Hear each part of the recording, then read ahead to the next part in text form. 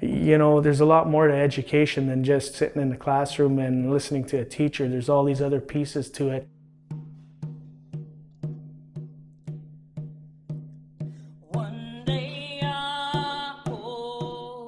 We're able to leave our community but come back. We can come in and out during the semesters, and I thought that would be better than relocating my whole family.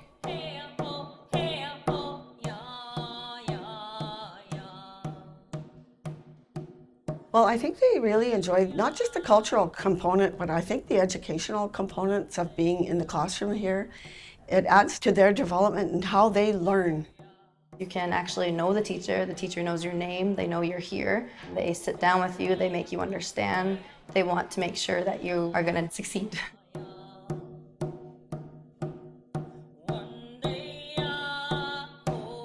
This program was a one-of-a-kind program. There's no other institution that offers Anishinabek or Ojibwe, right? You know, being accredited with the credentials to, you know, speak the language was kind of what I needed, I suppose.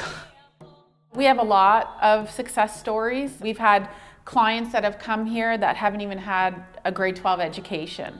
We have placed students with CUSW, with IBEW. Our success varies so much, and I think anybody that completes the program here is a success story.